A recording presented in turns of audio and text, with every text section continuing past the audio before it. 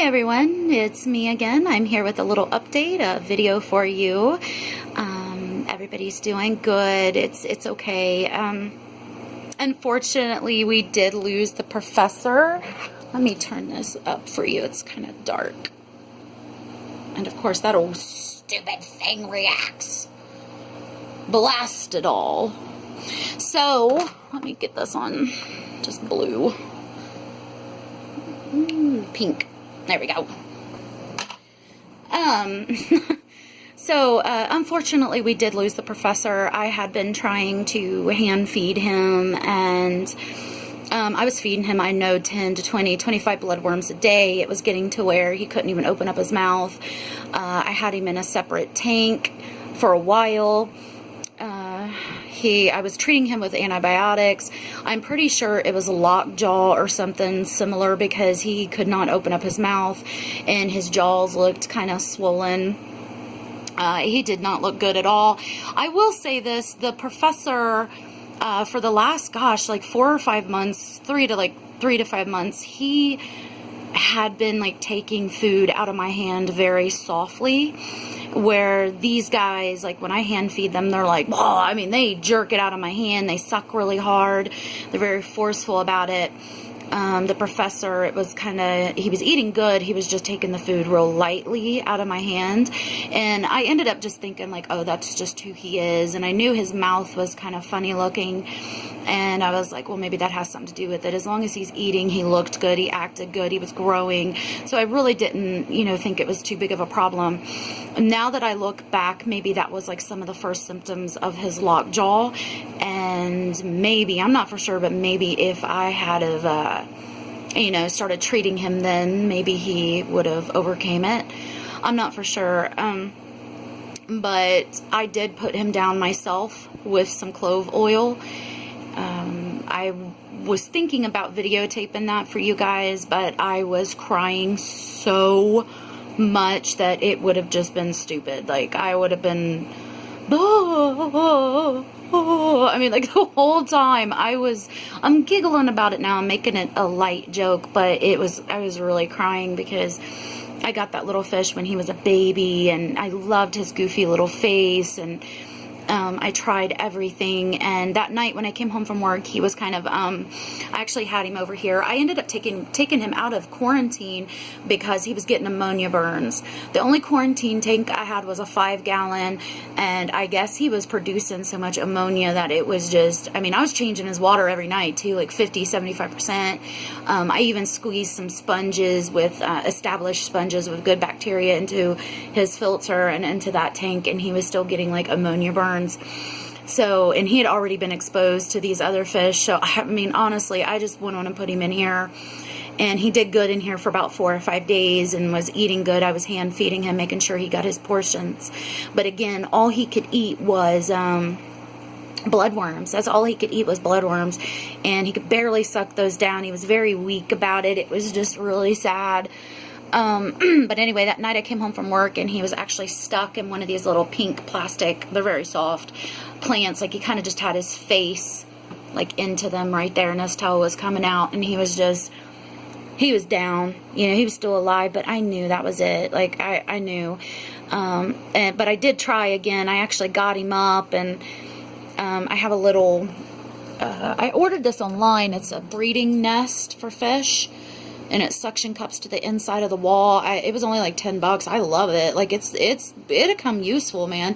That I put the professor in there, like in this, and I was trying to get him to eat. I was offering him some bloodworms. I kept offering him gel food, and he wasn't even trying anymore. Like he wasn't even trying. So and he looked awful. It looked like he had lost a bunch of weight even since I had been at work. Like when I left for work that day, he ate like 3 bloodworms. He didn't eat anymore. He looked normal. His body looked normal. I knew he was sick though. But when I got home, it was like he looked emaciated. Emaciated. Oh my God, I tried to say that word in another video too. If I heard it, I could say it. But he just looked very thin and gaunt, and it was just weird. So maybe he had something else going on. But, so over the like next few hours, and I was like talking to my boyfriend and stuff. He was going to work, and after I talked to him, I thought about it, and I said, yeah, I've got to put him down, because he looked just awful. He wasn't trying anymore. I had tried everything, antibiotics, everything. So what I did is I put him in this, my little 1-gallon pitcher. I put him in that. I took a little bottle with a cap that I have. I put about 4 or 5 drops of clove oil in that bottle with some water, tank water, mixed it up, shook it up very good. And I had the professor in there with that pretty much filled up. And I dumped about half of that little bottle with clove oil in there. And I kind of put my hand down in there. I did it right here. And I had my hand down in there, and him in my hand, and he was still moving around and stuff. He still had some energy. I just knew that he was done, though. And I had him in my hand, and he kind of went to sleep. You know, he got sedated. And once I seen that he was sedated, his gills were still moving. He was just laying, you know, and he was curled. They talk about the death curl in Goldfish. So, I have bloodworms up there, and they know it. They see it up there. They know what's coming. I'm going to feed them for you guys so you can see.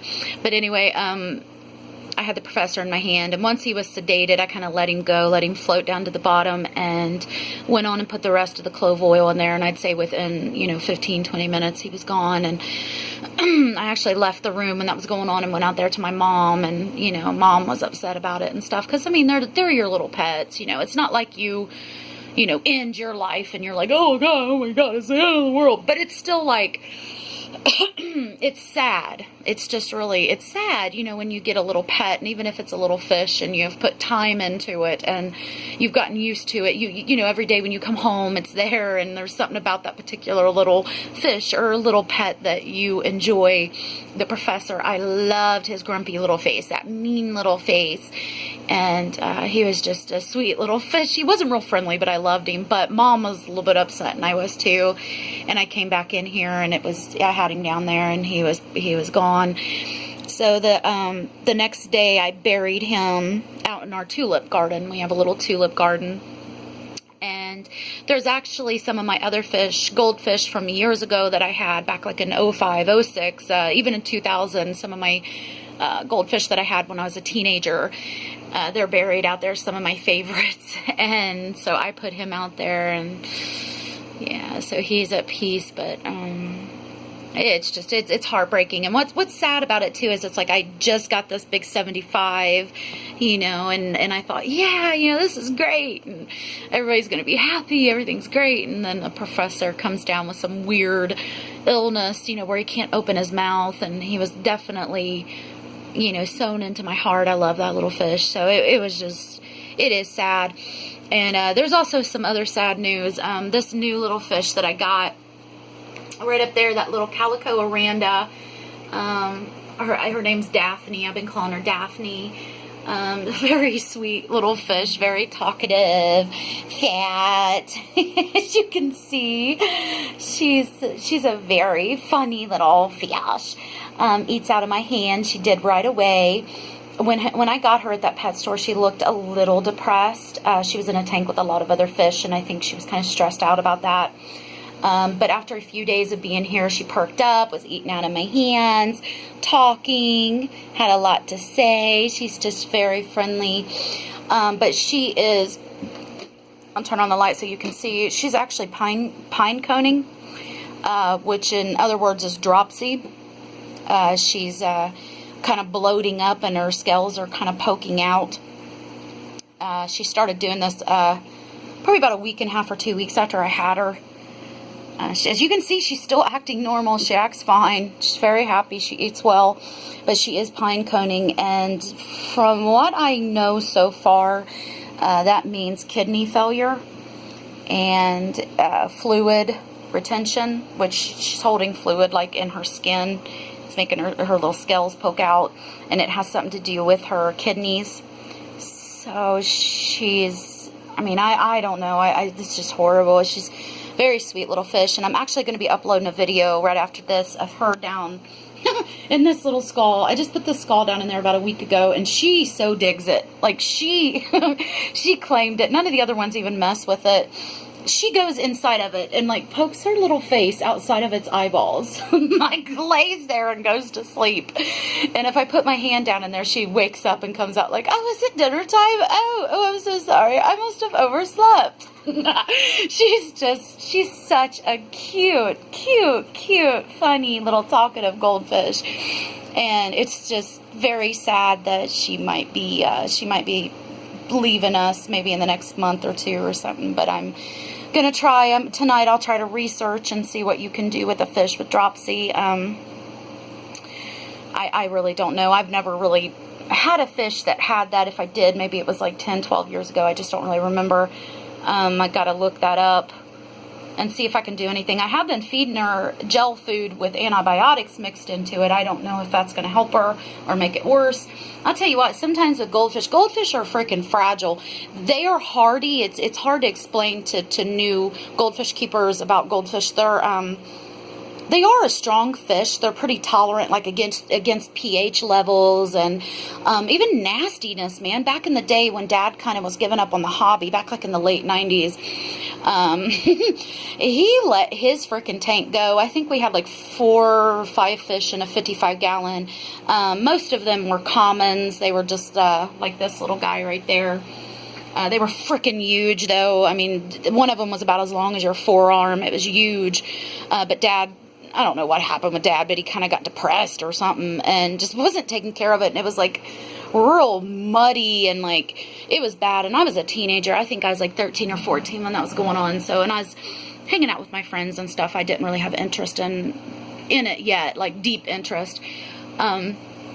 So, but those fish freaking survived. Like, they survived for years in nasty water. That sounds horrible. I would never let that happen, but I don't know, maybe Dad was going through something at the time. But they survived. So goldfish are very hardy. They can actually surprise you how tolerant they are to their conditions and their environment. I've heard of goldfish living in like 5 and 10-gallon tanks for 20 years. So, I mean, it's just really weird the way goldfish are.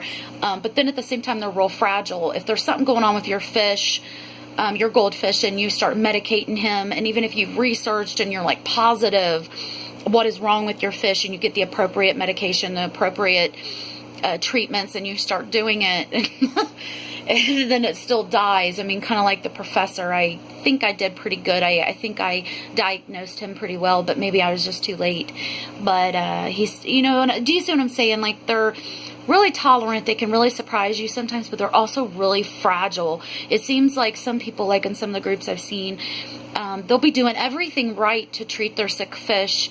And it seems like the fish actually get worse once they start treating them. So I don't know, man. Like with little Daphne, like I'm gonna look up what you can do, and I'm kind of afraid because she's acting fine and stuff. Even though I know something's going on with her, I'm just kind of afraid if I start like medicating her and separate her from the others and put her in a little tank and start throwing medicine on her, that she's just gonna get real bad.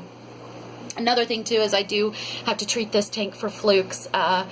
My little Hibuna has been flashing a little bit, so yeah, so I don't know, I've got a few little things going on. I hope they're going to be okay, but this is what it's like when you keep animals, especially, I don't know, I mean, dogs and cats are a little bit different unless you really get one that's really sick and has issues, but I don't know, goldfish are kind of like livestock in a way. Some things can go wrong, and when it goes wrong, it spreads and everybody gets it, and it's, I don't know, and it's kind of complicated, so I don't know, but then it evens out, and the ones that survive, you know, have really good immune systems, are really tolerant, hardy, good fish. So, I mean, if some of them die, it's kind of like nature taking over, you know. I mean, you can try your best, do everything that you know to do your research, clean water, you know, don't overstock too much and stuff. So you can do everything that you frickin' know to do, and you can still lose fish. And if that happens, if you put your heart into it and some of them still die, you have got to take a step back and take a breath and say, okay, I did everything I could. Maybe it's just nature thinning out the weak ones. And, you know, like Professor always kind of had a funny looking mouth. Maybe I don't know, maybe he kind of just had something wrong with him or something from the beginning, and then he got sick and it just aspirated it, made it worse. So, I mean, it just, you know, but anyway, so this is a video about the professor, and then I'll make another video on some of the new things that I got for the tank. You guys will be seeing that, and I'll actually feed the fish so you guys can see. So, yeah. Got new sand. I got black sand down in there. That's Tahitian moon sand from Carib Sea. I'll tell you guys about that. So, alright guys, thanks for watching. I will see you in a minute. I'll make another video for you guys. Bye.